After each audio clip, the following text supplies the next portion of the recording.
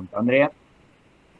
Bueno, buenas tardes a todos, ¿cómo andan? ¿Cómo les va? Grato otro sábado encontrarnos discutiendo estas temáticas.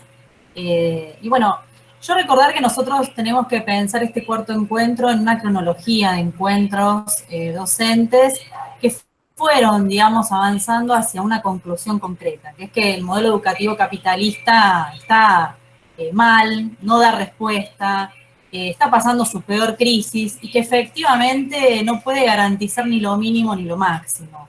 En ese marco es que nosotros podemos empezar a pensar de verdad la necesidad, ya no la ilusión, ni digamos la hipótesis, ni una premisa, sino la necesidad de poner en pie un modelo educativo socialista. En ese sentido, todas las cuestiones que se tocaron sobre el feminismo creo que agudizan ese debate en extremos muy importantes. Nosotros hoy en este encuentro queríamos introducir justamente dos ejes que para nosotros son fundamentales en toda pedagogía socialista y que además justamente integran una nueva mirada sobre qué sería la escuela, sobre la educación pública y sobre nosotros mismos.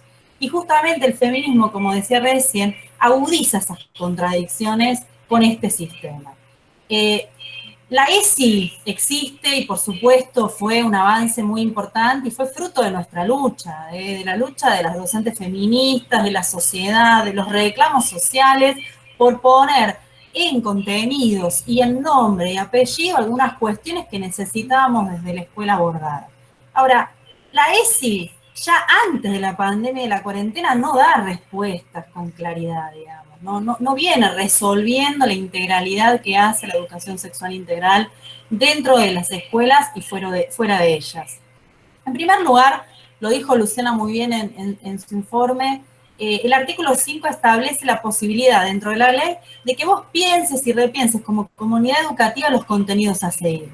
Tiempo después fue necesario armar, si se quiere, un pequeño diseño curricular desde el gobierno con sugerencias de contenidos y bloques de contenidos. Ahora, claramente esos contenidos son seleccionados por fuera del feminismo, por fuera de las organizaciones feministas, por fuera de los docentes y las docentes que nos comprometemos con esta temática. Fue decidido desde el gobierno y por supuesto excluyendo un montón de contenidos que están relacionados con cuestiones específicas para abordar.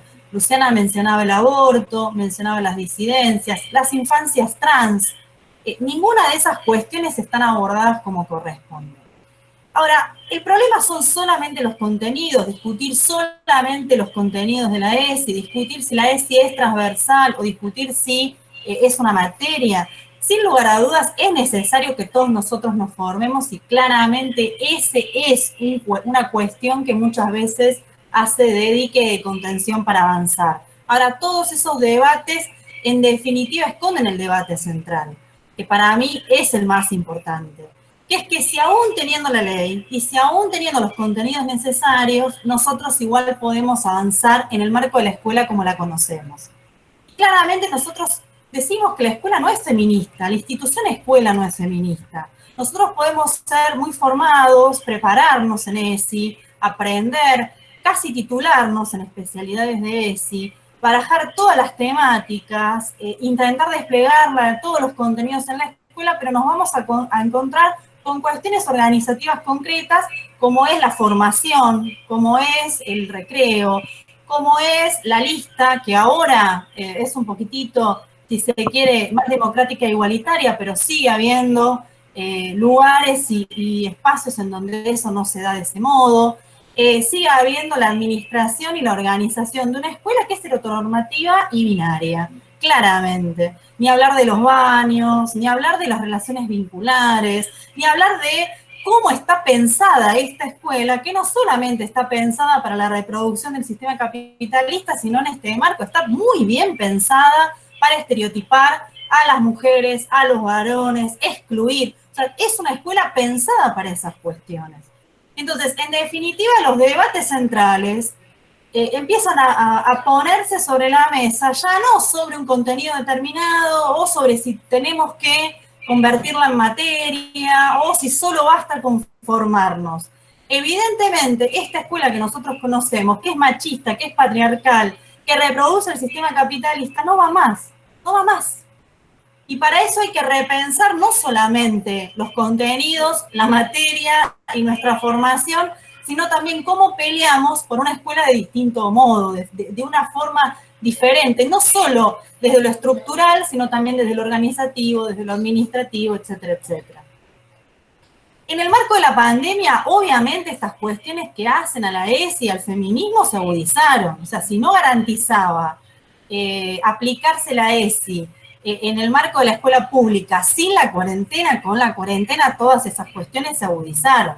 Digo, todos tenemos claridad que no hay un solo contenido en ningún cuadernillo de los que da el gobierno, que no hay ni una sola clase de ESI en ninguna de las cuestiones de videollamada, teletrabajo que nosotros tenemos, y que basta, digamos, solo con la voluntad de algunos de nosotros que las incorporamos estas temáticas en nuestros propios trabajos prácticos propuestos o actividades o temáticas propuestas a los estudiantes.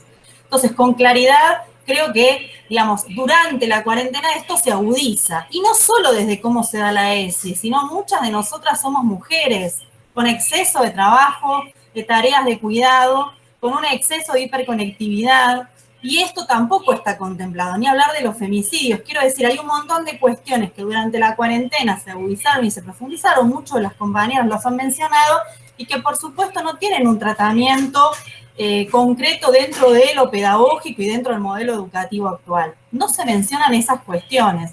Esta semana que pasó hubo en un montón de distritos reuniones sobre cómo va la cuarentena, digamos, ¿no? Y el teletrabajo, pero nunca se abordó estas temáticas que hacen concretamente, en muchos de los casos, a la vida o la muerte de muchas de nosotras. Por lo tanto, claramente hay una decisión política de no abordarlas y de no profundizarlas.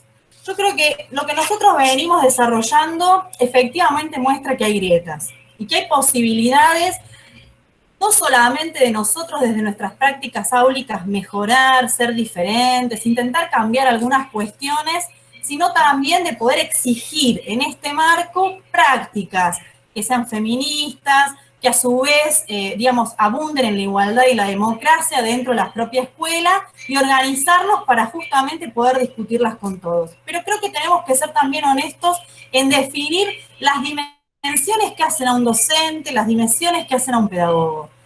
Yo creo que las experiencias soviéticas sobre el feminismo nos demuestran que muchas de las reformas que se pudieron hacer dentro de las aulas y dentro de las escuelas fueron porque esos pedagogos, esas pedagogas lucharon por modificar cuestiones de la sociedad, lucharon por modificar el formato familiar, lucharon por modificar las cuestiones que hacen a los estereotipos sobre nosotras, a la sexualidad social, lucharon por modificar con muchísima fuerza la organización y la administración en las escuelas. Entonces nosotros no podemos abandonar esa dimensión.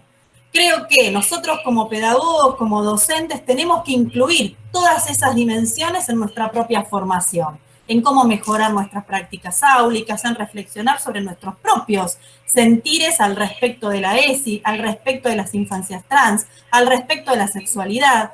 ¿Qué nos pasa con eso? Formarnos, por supuesto, revisar y exigir que esto se pueda dar en cualquier escuela, pero fundamentalmente luchar y organizarnos por modificar de plano la sociedad. Creo que esto es clave, porque si no, y el ejemplo es la ley, justamente la 26.150, puede existir la ley, pueden existir contenidos, pero en el marco de este sistema capitalista no se van a aplicar, por más que muchos de nosotros pataleemos en la escuela. Entonces necesitamos luchar con todo, en todas las dimensiones como docentes, no quedarnos solo con, bueno, voy a aplicar estas cuestiones en mi aula o voy a proponerlo en la escuela, sino también empezar a formarnos para de verdad luchar por una sociedad distinta. En ese sentido, dos o tres cuestiones que solo quiero mencionar, que algunas ya las abordaron. Es necesario efectivamente un congreso pedagógico, porque después de esta cuarentena vamos a tener que repensar la escuela y va a ser una oportunidad de poder plantearlo y de poder plantear ahí qué escuela queremos. Es muy importante, creo que esa es una de las salidas más importantes, tanto para lo que dijo Mariano como para lo que dijo Luciana, para poder pelear de verdad por un feminismo socialista.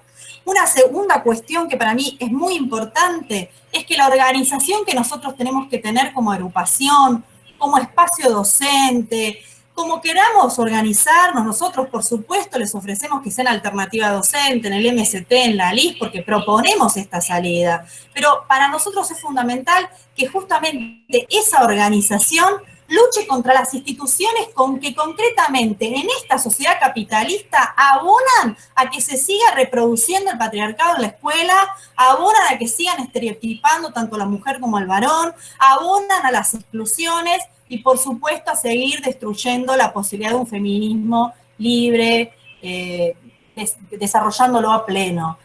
Esa es la iglesia, por ejemplo. Entonces nosotros tenemos que incorporar la exigencia a retirar los subsidios, la exigencia a que justamente no tengan más injerencia en las decisiones del Estado y menos en las cuestiones pedagógicas educativas. Entonces son exigencias no solo sobre las prácticas, no solo sobre una pedagogía feminista, sino también y mucho más sobre cómo nosotros debemos exigir la organización escolar a fin de verdad empezar a democratizar esos espacios y hacerlos más feministas. Y por último, mencionarles, antes de que se me termine ya el tiempo, que justamente para nosotros el feminismo es socialista. Todos los demás feminismos, los que se contentan con que la ESI mencione la palabra intersexos, con que se contentan con que las chicas usen el pañuelo verde nada más, nosotros queremos ir más allá. Queremos transformaciones de fondo. Por eso nuestras elaboraciones son feministas, son anticlericales, son anticapitalistas, pero fundamentalmente son socialistas. Y tenemos muchas en educación sobre ESI. En la revista Entre Líneas, varias publicaciones que han hecho varias compañeras. Vamos a sacar un libro. Tenemos libros sobre feminismo de la editorial La Montaña. La verdad es que yo no es que quiero con esto hacer autobombo, pero sí mencionar que como también tenemos experiencia y grandes pedagogos que han aportado a la pedagogía que nosotros queremos levantar y construir, también muchos de nosotros nos hemos dado el trabajo de poder elaborar cosas que pueden servir para el intercambio. Bueno, nada más, saludo el encuentro, sigámonos reuniendo próximamente y un beso a todos.